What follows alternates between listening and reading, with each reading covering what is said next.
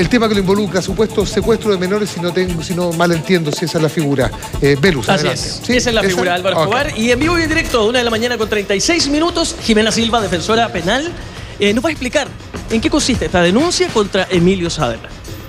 Bueno, tomamos conocimiento a propósito del menor LC, de los hechos que le habían ocurrido más o menos en el mes de agosto.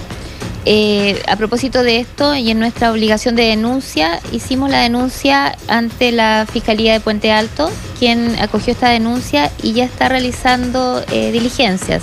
A su vez, pusimos esto en conocimiento del Instituto Nacional de Derechos Humanos y también hicimos una presentación ante el Consejo Nacional de Televisión, toda vez que no nos parece el contenido de este programa en el sentido de que ha vulnerado los derechos de un menor de 18 años. Ahora, ¿cuáles son exactamente las pruebas que existirían en esta acusación? Porque se trata de un programa de televisión, se trata de ficción. ¿Cuáles son los argumentos con los que ustedes se están basando para generar esta denuncia? Bueno, nosotros vimos el programa, revisamos el programa, además del relato del menor, y en el programa se ve claramente cómo el joven es contactado en un calabozo por una persona que está trabajando para este programa. Lo inducen a cometer un delito que en realidad no se iba a cometer, pero lo hacen subir a un camión, en el camión lo encierran. Hay que ser claros que no son 15 minutos. 15 minutos es cuando dice el conductor, dice, este joven está pateando, este joven está tratando de salir. Pasó mucho más rato, alrededor de 2 horas por lo menos, en que el joven estuvo retenido ilegítimamente y en contra de su voluntad. Es bajado en un galpón, en ese galpón piensa que está frente a una banda muy peligrosa y esta banda supuestamente armada le apunta en la cabeza, le señala que si no trabaja, bueno, le puede suceder algo y en definitiva este programa se realiza mofándose de este menor, riéndose, ridiculizándolo, en definitiva claramente apartado de cualquier norma nacional e internacional sobre protección de los derechos de los niños. Jimena, esto está basado en el testimonio del joven ELC. Él les cuenta a ustedes, ustedes recogen estos antecedentes y un detalle que llama la atención en esta información es que se trata de un joven con prontuario. Aquí la justicia está actuando, no quiero decirlo extrañamente, sino que como pocas veces toca defender precisamente a una persona que tiene antecedentes. Ese es un punto bastante importante. Este joven, la verdad, no tiene antecedentes penales, pero no tiene por qué diferenciarse de otro niño de nuestro país. No podemos entender que hayan ciudadanos de primera y de segunda clase. En realidad, yo quisiera señalar que este joven ha sido vulnerado claramente sus derechos, no son solamente los dichos de él, sino que son también los dichos, o sea, es la imagen que se muestra en el programa, que es clara.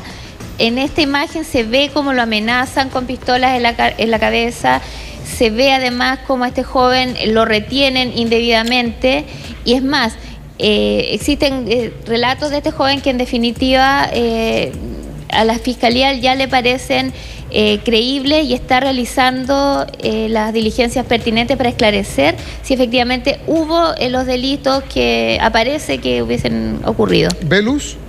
Álvaro, te escuchamos. Sí, una pregunta ahora, Jimena. Buenas noches, Jimena. Hola, Álvaro. Esto fue en enero, ¿no es cierto? Se grabó en enero y las denuncias se conocen en septiembre recién. ¿Por qué transcurren 9 meses entre el hecho propiamente tal y la denuncia? En este caso, este joven no entendió que estaba en este programa en su propia trampa. Tenemos que pensar que era un niño de 16 años que se ve amenazado, que es subido o sea, que en definitiva es retenido contra su voluntad en un camión, que es amenazado por una supuesta banda peligrosa. Él tuvo comportamientos durante ese tiempo que, bueno, la Fiscalía ya está en conocimiento a propósito de su declaración, que hacen ver que el joven nunca entendió que estaba en un programa. Sí, cuando él ve el programa, es que se da cuenta, en definitiva, que fue parte de un programa y es cuando habla con su defensora Georgina Guevara y le señala estos hechos y le señala lo que ocurrió. Y es por eso que recién ahí la Defensoría toma conocimiento además de esto y hace la denuncia ante la Fiscalía. Ahora, lo que la producción del programa señala, no sé si voy a ser tan preciso, pero que tenía que ver con una ceremonia de iniciación en la que se señala a este joven de 16 años que si él quería ingresar a formar parte de esta banda, tenía que pasar por una serie de pruebas, y todo esto que usted ha descrito son parte de esas pruebas. ¿Eso atenúa en algo la gravedad del hecho? Y él estaba de acuerdo, digamos, consintió en hacer esas pruebas, digamos. En primer lugar, esto no es así. Y aun cuando hubiese sido de esa manera, no atenúa en nada la responsabilidad que puede existir respecto a las personas que vulneraron los derechos de este joven adolescente. En este caso, este joven no sabía qué era lo que le iba a suceder. Él sube a un camión para entrar a una caja y es encerrado en ese camión. El tiempo que se encuentra encerrado en el camión está en contra de su voluntad, y el tiempo en que está en el galpón también es en contra de su voluntad. ¿Qué posibilidad tenía él de oponerse a la acción de un conjunto de adultos que lo amenazaban con pistolas, que lo tomaban del cuello? Estamos hablando de un niño de 16 años. Ni siquiera un adulto de la edad que fuere podría oponerse a un grupo de esta naturaleza que él entendía que era una banda delictual. De manera alguna consintió. Es más, acá sí, defensora, existe disculpa, un tercer delito, que es el hecho de que lo grabaron sin su autorización. A la madrastra de este joven, según lo que ella ha relatado, tampoco le señalaron que estaban grabando para un programa de televisión, y entendió ella que estaba frente a psicólogos y asistentes sociales de la municipalidad que querían ayudar a este joven. Y todo esto, de acuerdo a lo que usted ha señalado, ¿tipifica el delito de secuestro? Sí, el delito de secuestro. Bueno, yo en realidad quiero ser bien clara. La Defensoría Penal Pública pone esta denuncia porque tenemos una obligación legal. De denunciar, los obviamente. Funcionarios públicos, si tomamos conocimiento de un delito, debemos denunciarlo, y es lo que hemos hecho. Es la Fiscalía la que va a investigar si efectivamente existen antecedentes de la comisión de estos 3 delitos que nosotros hemos observado. Y luego serán los tribunales de justicia quienes absolverán o condenarán respecto de estos delitos. Ahora, si usted me pregunta a mí como abogado, el secuestro consiste en la detención o en el encierro contra la voluntad de una persona. Basta con eso, es objetivo. Nadie puede atribuirse la facultad de detener a otra persona si no tiene autorización para ello. Un carabinero podría, si está facultado. Un juez podría dar una orden de detención si está facultado. Pero un particular no puede detener a otra persona sobre pretexto de escarmentar, sobre pretexto de nada. Y en definitiva, estamos frente al delito de sustracción de menores eventual, porque este joven tenía 16 años. Ahora, la producción también señala que el joven se sube al camión porque sabía él que habían cosas robadas dentro de ese camión. Es verdad. ¿Sí? Eso es cierto. Estamos frente a un joven que ha delinquido muchas veces. Es un joven de 16 años con una compleja historia de vida, desde los 10 años, que ha tenido una historia muy difícil. Es una persona adicta a las drogas. Y él efectivamente es contactado en un calabozo donde es además extraño porque está un actor o bien un contactado del programa dentro de un calabozo para hablar con un menor de edad. Pero bueno, ahora lo contacta y en definitiva lo que sucede es que le ofrece cometer un delito. Esto no atenúa en nada. En primer lugar, es una inducción a un delito, pero la verdad es que el delito no se iba a concretar, por lo tanto es un delito imposible, no estaríamos frente a una responsabilidad penal. Pero en el hecho, esto no quita que este joven, una vez arriba del camión, es encerrado contra su voluntad, eso aparece en el programa, y luego en el galpón donde está con esta banda delictual, es amenazado con pistola en su cabeza, y en definitiva todo lo que sucede ahí es bastante temerario y podría constituir también el delito de tortura psicológica en este caso, del artículo 150, letra B. A ver, quiero entender una cosa, defensora. Uno ha visto cámaras indiscretas bastante crueles. Cámaras indiscretas se llaman todavía estas cámaras de broma, videomatch, cámaras indiscretas, donde la gente, a algunas personas se les pone en situaciones bastante incómodas. No sé si exactamente estar encerrado en contra de su voluntad, pero sí puedo recordar, sin especificar cuál ni describirlo, situaciones de mucha angustia para las personas que atraviesan esa situación. En este caso, tratándose de una, comillas, recreación en la que quiere inducir el programa, ¿no es cierto?, a los sujetos que ahí participan para lograr el objetivo del programa, ¿no será más bien eso, más que un secuestro real, a pesar de que efectivamente la ley es clarísima, es una situación objetiva, quien retiene en contra de su voluntad a una persona, punto?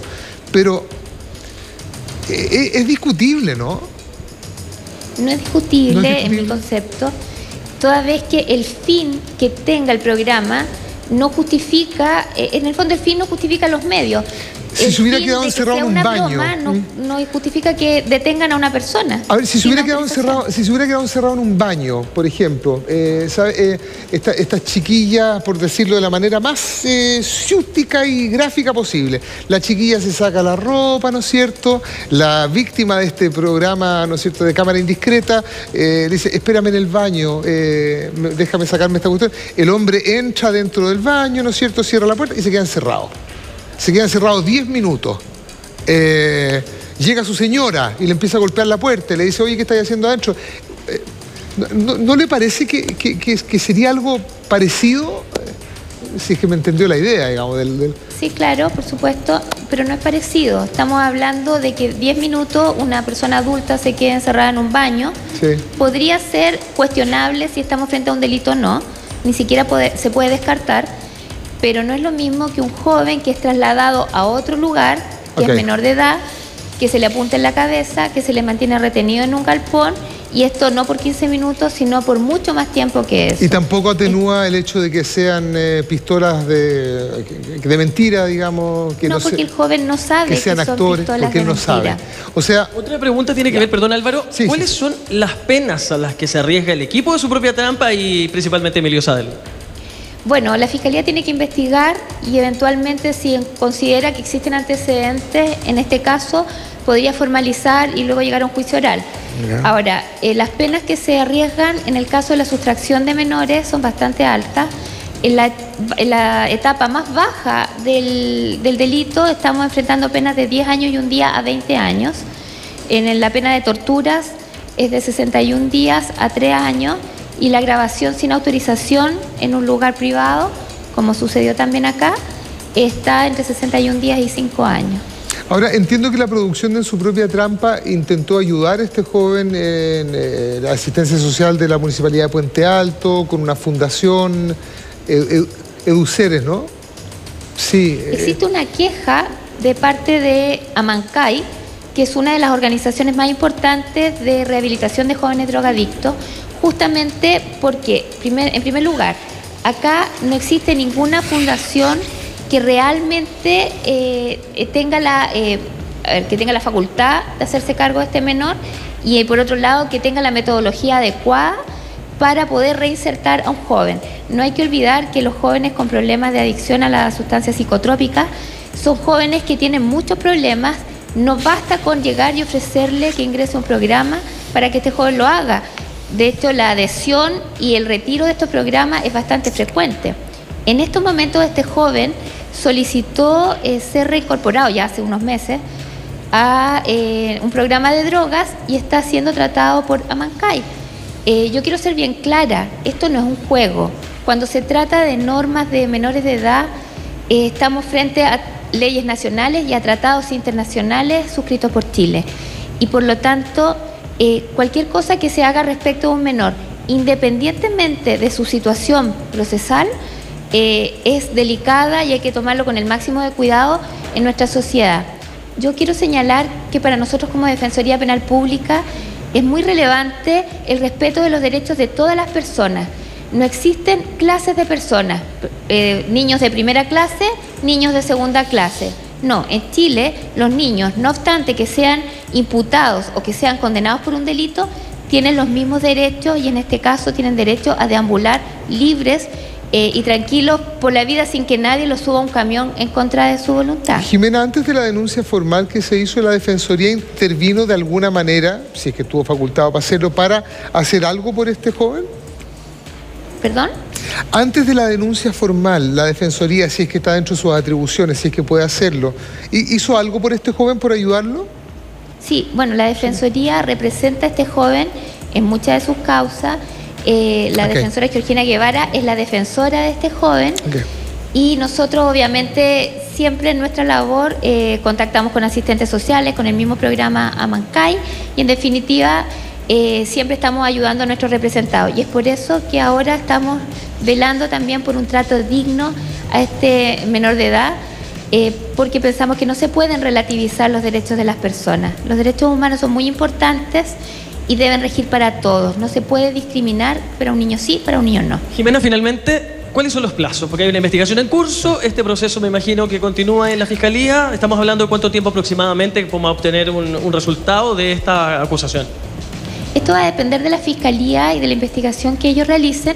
Entiendo que los fiscales a cargo ya están realizando diligencias y bueno, obviamente tendremos noticias, me imagino que pronto, respecto de lo que sucederá en esta causa. Ahora, para nosotros ya ha sido importante nuestra labor de proteger los derechos de estos jóvenes y esperamos que el tema ya se está debatiendo, nos parece relevante que se debata. Yo les agradezco que me hayan invitado, porque para nosotros ya es un avance que la sociedad debata respecto a la discriminación de las personas. Yo le agradezco a usted. Casi 5 minutos faltan para las 2 de la mañana. Vamos a estar atentos a este caso. Gracias por recibirnos en su casa, por confiar en Más Vale Tarde. La vamos a dejar para que descanse. Y a ustedes invitarlos. Con el gato, la historia del día. Álvaro, fue el móvil. Sí, muchas gracias a ti, Jimena. Sin duda va a establecer un precedente también, porque de repente uno cree que no hay límites para los contenidos en bromas que pueden tener un excelente resultado televisivo, digamos, pero por de pronto no se miden las consecuencias, como lo has señalado tú en el caso de los derechos de este joven, o de los niños en general, o de las personas en términos generales. Así que efectivamente es un debate muy interesante que se establece a raíz de tu denuncia. Muchísimas gracias, Jimena. Gracias a ustedes. Muy buenas noches, que descanse. Gracias, Velus.